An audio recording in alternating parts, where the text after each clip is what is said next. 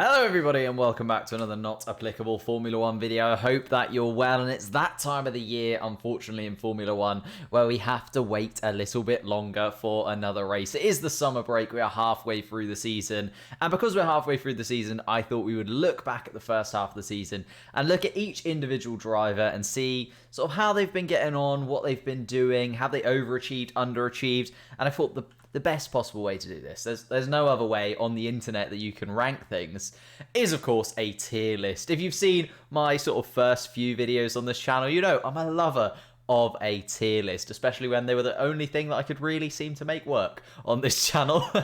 Very, very early days indeed. So what I thought we'd do is we'd go through the 20 drivers on the grid and put them into these 5 categories. Are they a halfway hero? Are we halfway through the season looking at this driver and going, my goodness me, they are absolutely smashing it? Are they overachieving?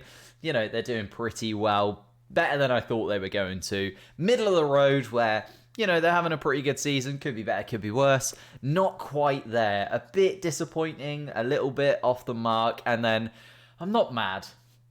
I'm disappointed, which is the worst thing, of course, somebody can say to you, because these are the drivers that I think really, you know, maybe Formula 1 just isn't for them at this moment in time. Maybe they need a little bit more time in a Formula 2, or maybe they just need to, you know, call it a day and move on and get on with something else. So let's quickly go through all 20 drivers. Lots to talk about in today's video. And of course, hit the like button if you're enjoying this video and this style of video. Also hit the subscribe button. We are almost, very, very almost at 3,000 subscribers. That would be an absolute dream if we could hit 3,000 subscribers before we go back into Formula 1 racing in a few weeks in Belgium. But let's get on with this tier list. So I'm going to start with the Haas boys because they're at the back of the Constructors' Championship. And I'm going to start with Nikita Mazzapin. I think everybody at this point in the season, you know, we can all say He's just not quite ready. I think if he had one more year in F2 and then came into Formula 1, we'd be seeing a completely different side to him. Yes, he has improved massively, but he's still sort of 30, 40 seconds off Mick Schumacher every single race by the end of it. So I'm not mad. I'm disappointed with him. He just really hasn't stepped up to the plate. And maybe, you know, second half of the season, a little bit more practice, he can finally get up to pace with some of the other drivers, but no, I'm not sure. Mick Schumacher, I think he's a little bit better than Nikita Mazzapin, but I still think he's not quite there yet. Maybe that is the Haas car, you know. He's had a lot of incidents, unfortunately, for Mick Schumacher. We've got to remember he's missed qualifying twice because he shunted it in the wall in FP3, you know. Again, he's a rookie, he's learning, but I don't know, he's not quite there yet. He needs a lot more time in a Formula 1 car. He needs a lot of guidance. And luckily, Sebastian Vettel is guiding him through. And I don't think you could pick a better driver to bring you up in Formula 1 than Sebastian Vettel. Let's go on to Alfa Romeo, because they are sort of 9th in the Constructors' Championship. Everyone, I think, thought they were going to be 8th at this point. But obviously, Hungaroring just blew everything out of the water. Let's talk about Alfa Romeo. I think Kimi Räikkönen, it is done out here. I think Kimi Räikkönen, you know, I'm not mad at him, but I'm disappointed that he just doesn't show. He shows the race pace sometimes, but his qualifying is pretty poor. I just don't think he's the driver he used to be. You know, 20 years in Formula 1 is a hefty, hefty amount of time. I think we are coming to the end of Kimi Räikkönen and his sort of love affair with Formula 1, which is a shame, but it does need to happen at some point. I'm also going to put Giovinazzi just in front of him. Giovinazzi is one of those drivers I don't watch very much and doesn't get too much airtime either. He's not one of the drivers I look at after the race. And yeah, I don't know too much about Giovinazzi, but for me, I don't know, he's not quite there. He hasn't got as many points as Kimi Räikkönen. And I think, you know, Kimi Räikkönen has been really quite poor at points this season. And Giovinazzi's still behind him quite often. So, I don't know. I'm going to put him a little bit further ahead, but I'm not too happy with him either. Let's talk about the Williams boys, who have just blown everything out of the water. And I'm going to sort of go against the driver standings. Because if we look at the driver standings at the minute, Latifi is looking very, very tasty indeed. 15th place, 6 points. I don't think anybody in that bottom 5 is going to catch Latifi. I think Latifi is going to sit in 15th for pretty much the rest of the season. But I am going to put Latifi down in my bottom sort of 4 or 5 drivers that are going to go into I'm disappointed, because I don't think he's had an amazing season. I don't think he's been electric in that Williams car. And if we compare him on a day-to-day basis with George Russell, he is nowhere near where George Russell is. And that's why I'm going to put George Russell in overachieving. He is smashing it in that Williams car. He's getting into Q3s. He is fighting for points here and there, you know, France and Austria and Styria. It was so close. It was so close, but so far away still. Finally got those points in the Hungaroring and was very unlucky, I think, to come behind Latifi. Latifi got very lucky. He was up to 3rd place at one point.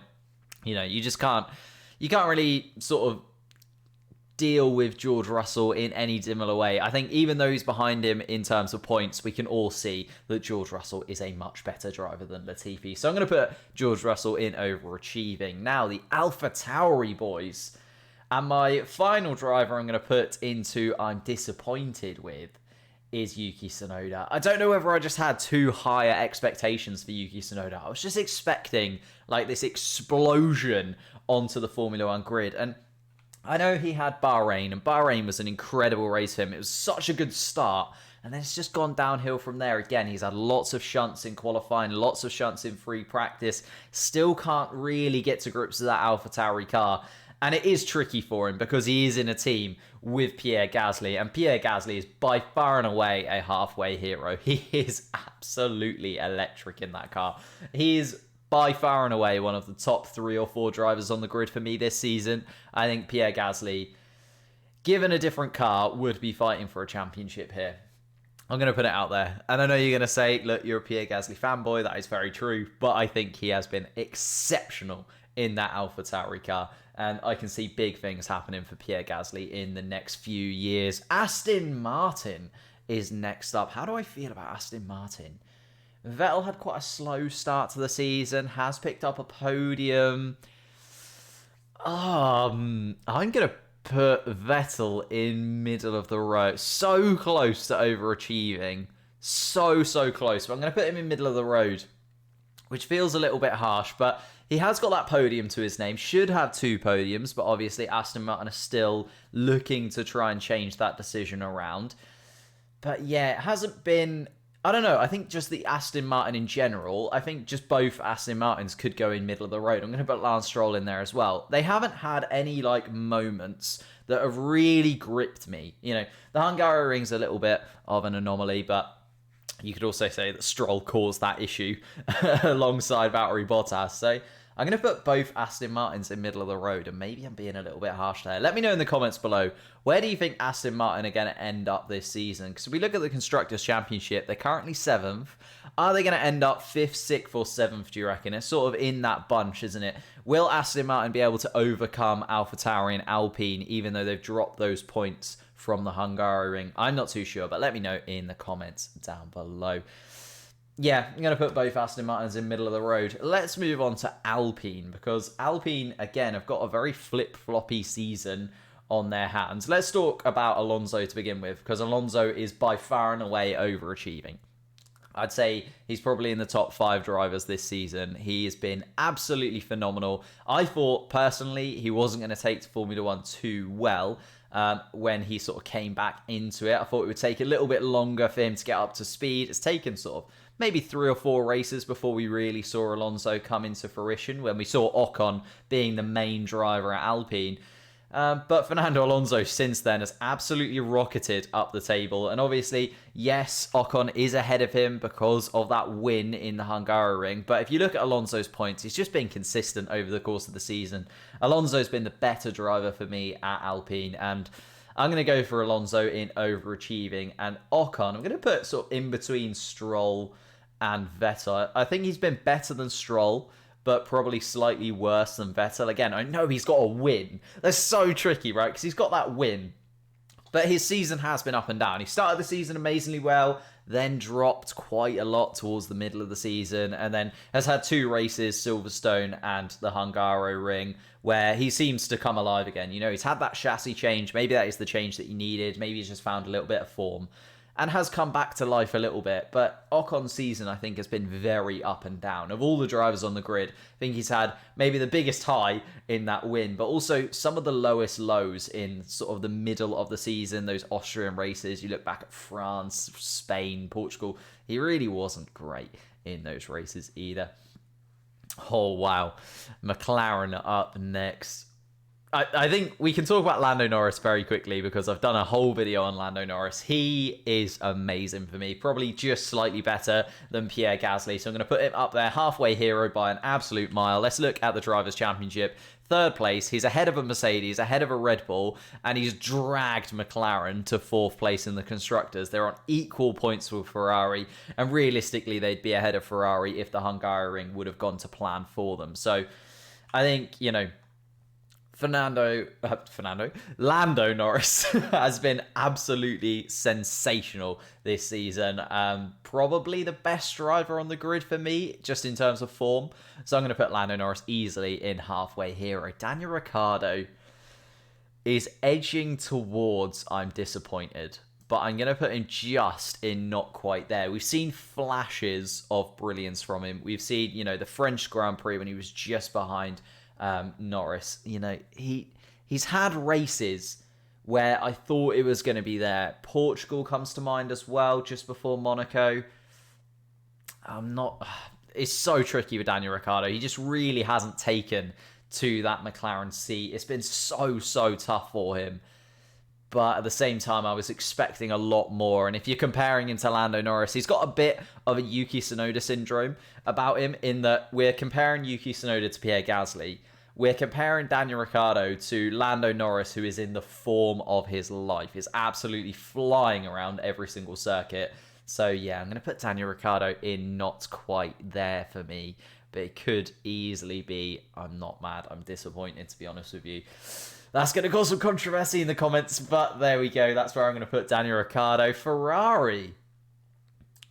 I'm going to put both of these guys in overachieving. I think they're very close to one another, you know, Leclerc and Sainz. I think it could go either way. If we look at the Drivers' Championship, Sainz is on 83 and Leclerc is on 80. We're halfway through the season. Leclerc obviously has 2 DNFs, whereas Sainz doesn't have any. But Leclerc's also had 2 pole positions. I'm going to put Leclerc just in front of Carlos Sainz. But I think they've had very comparable seasons. And they've been very close to each other in a lot of the races. I think, you know, Ferrari at this point have a really good driver lineup. I was tempted there to say the best driver lineup on the grid, because I think those two work so exceptionally well together. And I think both of them are getting the most out of that Ferrari car. I think both of them have been very good indeed. Now we look at Red Bull and Mercedes. Let's get Valtteri Bottas out of the way. Valtteri Bottas is going to go in this bottom half of the... I don't think he's been very good at all. And I don't think a lot of it is his fault. You know, there's a lot of pressure surrounding him at the moment. Will he have that Mercedes seat next year? I don't think so.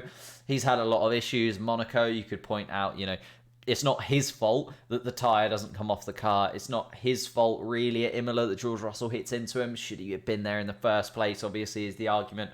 But a lot of Valtteri Bottas's faults this season have been his own, but also haven't been his own. It's very tricky to say where Valtteri Bottas should be, but, you know, if we're looking at the Drivers' Championship and we're looking at the amount of points that Hamilton has compared to Bottas, and Bottas hasn't actually got a win this season yet. I think that's where Valtteri Bottas has dropped down a little bit. And I'm going to put Perez between Ocon and Vettel, because he's got that win and a few more sort of shining moments, Perez. I think Perez, again, has had more highs, but also a lot more lows. But I think Perez's season has middled out sort of where I'd expected him to be. Valtteri Bottas, I sort of expected him to have a win by now, maybe, or, you know, be a little bit closer to Verstappen and Hamilton, and probably be ahead of Lando Norris at this point. I think there's no real excuse for Valtteri Bottas to be below a McLaren, which is nowhere near as good a car. You know, we've seen when Lando is close enough to the Mercedes and the Red Bulls, when Lando has been able to qualify in and amongst them, that car isn't as quick as those two. You know, the McLaren just isn't quite there yet. Same with the Ferraris. It just isn't quite there yet. So, you know, for me, Valtteri Bottas should be ahead of Lando Norris. Sergio Perez sort of has the, you know, the fact that he's moved to Red Bull recently is on his side. You know, he's getting used to a new car. He took a little while to get used to the Red Bull car itself, you know, that kind of thing. Valtteri Bottas has been there, done it with Mercedes for a few years now, and I was expecting a little bit more. Now we have our final two, Hamilton and Verstappen. Looking at the Drivers' Championship, 8 points between them. But was I expecting this? Was I expecting Hamilton to be... You know what? This might be slightly contentious. I'm going to put Hamilton between George Russell and Fernando Alonso. I think Fernando Alonso, on merit, over the course of this season so far, has had a better season than Hamilton. I was expecting a little bit more from Hamilton, but I think he has overachieved because I think the Red Bull package in general has been the better package.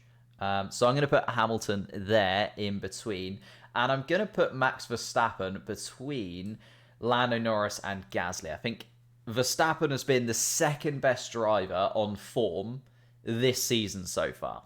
So I'm going to put him there as a halfway hero. He is still in the fight for the World Drivers' Championship. You know, he is keeping Red Bull in the fight for the Constructors' Championship too. I think he's dragged so much out of that Red Bull car, and he's been very, very unlucky. You know, he missed out on 25 points in Azerbaijan. I think he was going to easily win that race. And then his tyre popped. You know, he got hit by Lewis Hamilton, and then he got hit by Lando Norris as well. So there's 3 races there where realistically we could have seen Max Verstappen pick up 3 more podiums and probably a couple of wins. Yeah, he's been absolutely electric. And now that I think about it, Max Verstappen has been amazing in that Red Bull car. Probably should be first in the Drivers' Championship. Lewis has done very well to keep up with him, and as you know, rode his luck a little bit on the way there. But that is my tier list. I'm going to link to this tier list in the comments, in the description down below. If you want to have a go at putting the drivers in this tier list here, let me know. Obviously, screenshot it, send me a picture of it on Twitter. I'll get back to you and have a little look at it, compare it to mine. But this is my tier list midway through the season. So we've still got 12 races to go. A lot could change in terms of the Drivers' and Constructors' Championship. But thank you so much for watching. As I said at the start, if you could leave a like, that would be absolutely amazing. If you could subscribe to the channel if you are new. We are edging towards 3,000 subscribers. And I will see you next time.